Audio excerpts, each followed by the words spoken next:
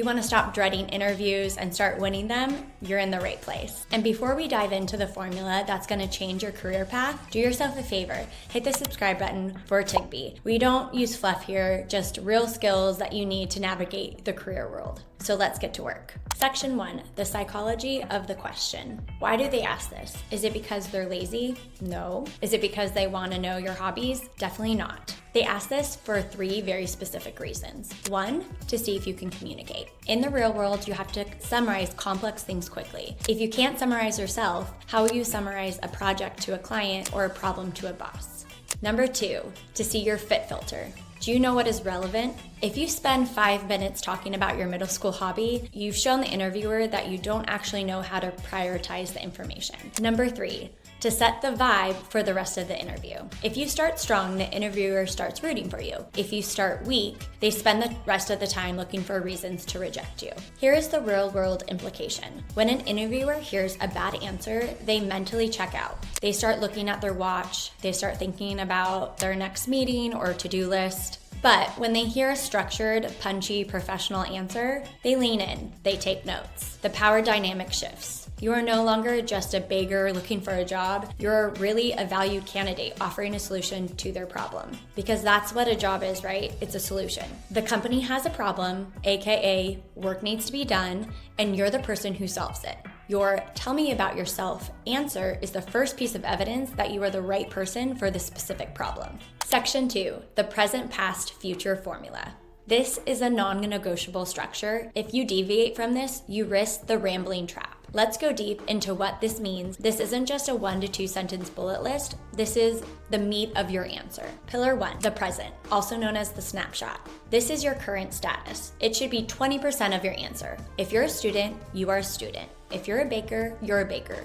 But don't just say the title, add a value tag. The value tag is a brief description of what you are focused on and what you excel in right now. A bad example, I'm a senior at Lincoln High. A good example, I'm currently a senior at Lincoln High School, where I've been heavily involved in our school's business club and student government, focusing primarily on team organization and project management. Do you see the difference? You've given them a title plus a reason to care. Pillar 2, the past, also known as the proof. This is 50% of your answer. This is where you prove you aren't just talking. Now, if you're a student or early in your career, you might think you have no past experience. You're wrong. Your past isn't just jobs, it's impact points. An impact point is any time you did something that had a result. A school project where you got an A, impact point. A sports team where you were the captain, impact point. A volunteer gig where you helped 50 people, impact point. You need to pick 1 or 2 specific things and then say, in my previous role project, I did blank action, which resulted in blank outcome. This is why it matters, because the best predictor of future performance is past behavior.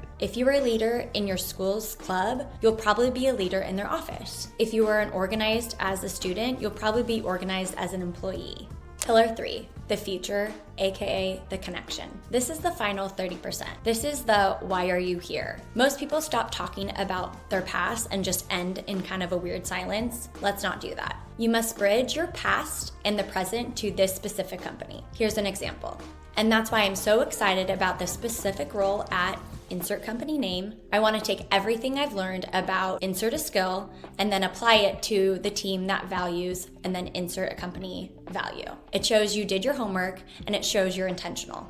Section 3, the no experience workaround. Let's address the elephant in the room. Some of you are 16, 17, or 18 years old and you've never had a paycheck. So when I say past experience, you might feel a little panicked. You think your past section is a blank page, but it's not. In a professional interview, experience is just a synonym for applied skills. If you were a treasurer of the school club, you have experience in accounting and recording and record keeping. If you played varsity sports, you have experience in discipline, teamwork, and performing under physical and mental stress. If you babysit your siblings every day, you have experience in management, safety, and responsibility. The secret is in the translation. Stop describing the activity, start describing the skill required for the activity. So, for example, don't just say, I played basketball. Instead, say, I spent the last 3 years as part of a competitive basketball team where I learned how to handle high pressure situations and collaborate with a diverse group of teammates to achieve a common goal. Do you see what we did there? We translated playing ball into teamwork and high pressure performance. This is what an employer wants to hear. This is the real world implication. Employers don't hire you for what you did, they hire you for what you can do for them. By showing that you can translate your life into professional skills, you are showing them that you have a high business IQ. If you're finding these translations helpful, don't forget to subscribe to Tiggbee because we're in the middle of a career building series that you don't want to miss. Section 4, the 5 deadly mistakes. Even with a good formula, you can still sink your own ship. Here are the 5 mistakes that technically kill the tell me about yourself answer instantly. Number 1, the personal life dump. Talking about your cat, your breakup, or your favorite pizza topping. Why this is deadly? It signals to the interviewer that you don't understand professional boundaries. Number 2, the resume reciting, such as reading your resume back line by line. Why this is deadly? They already read it. That's why you're in the room in the first place. They want the color behind the lines. They want the story, not the list. Number 3, I'm a hard worker generic trap. Using buzzwords that mean nothing without context. Why it's deadly? Every single person says they work hard. It's filler, it's white noise. Replace adjectives with verbs instead. Don't just say you're organized, describe the system you use to organize your school projects. Number 4, the 5-minute marathon. Talking too long. Why it's deadly. You lose their attention. The perfect answer is between 60 and 90 seconds. If you go over 2 minutes, you have failed the communication test. Number 5, lack of enthusiasm. Speaking in a monotone, bored voice. Why it's deadly? I think it's pretty obvious, but if you aren't excited about yourself, why would they be? Section 5, advanced body language and pacing. A lot of us focus 100% on the words, but science tells us that communication is mostly nonverbal. If you have the perfect present, past, future answer in a script, but you say it while looking down at your shoes or mumbling, you just look like you're either lying or you're unsure of yourself. Here are the 3 rules of executive presence for young job seekers. Number 1, the power pause. When they ask a question, don't start answering instantly. Take a second, smile, maybe nod, then start. It shows you are in control of the room. It shows that you aren't desperate.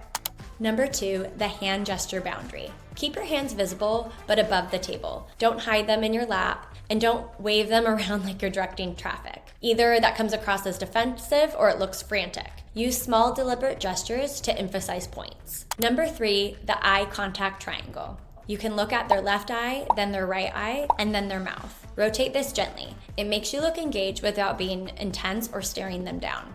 Here's the real-world implication. People hire people they like and people they trust. Body language builds trust faster than any resume could. The culture fit adjustment. This is the secret sauce. If you want to be in the top 1% of candidates, you don't want to just answer the question for yourself, you answer it for them. Before you walk into the interview, you need to go to the company's website and find their core values. Do they value innovation? Do they value integrity? Do they value customers first? Pick one that fits you best and weave that word into your future section. Here's an example. I've always admired how state the company name, prioritize innovation, and because of my background in name a project, I know I can contribute to that culture. Why does this work? Because every hiring manager is terrified of hiring someone who just doesn't fit in. By using their own language, you are signaling to their brain, I am one of you. It's called reflective communication, and it's the highest level of interviewing strategy. Real-world example breakdowns. Let's look at 2 word-for-word scripts. Example A. The retail fast food service aspirant. Audience, high school student looking for a first job. I'm currently a senior at Madison High, where I've spent the last 2 years balancing my studies with my role as the lead organizer for our Dramas Club set building crew. That's your present. In that role, I was responsible for coordinating with 12 other students to ensure we hit our deadlines under tight pressure. And we actually managed to finish our last set under budget and 3 days early. This is your past. I've always been someone who enjoys fast-paced environments and working with people, which is why I'm drawn to the position at insert the coffee shop name. I want to bring that same energy and organization to help provide a great experience for your customers. This is your future. Let's do another example. This is an example for the tech, office, and internship aspirant. Audience, college student, or tech-focused seeker. I am currently a sophomore at State University, majoring in computer science, with a specific focus on front-end development and UX design. Last semester, I completed a project where I built a fully functional website for a local nonprofit. I had to learn 2 new languages on the fly and managed to increase their online donations by 15% through a cleaner interface. I followed, insert the company's name, for a while because you're focused on accessible tech.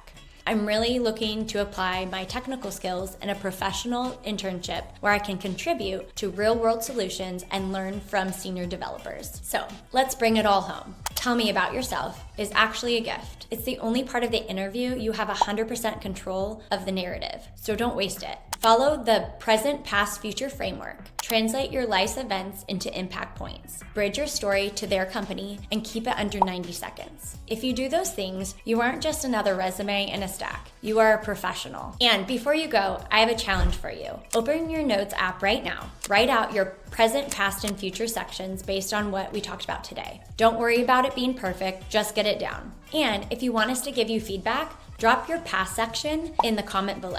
We'll be checking them and helping you translate them into professional business speak. And if this helped you feel even just 10% more confident today, hit that subscribe button to Tiggbee. We're on a mission to make sure that every student and early career professional has the tools to win. Go out there, be confident, and own that room. And I'll see you in the next one.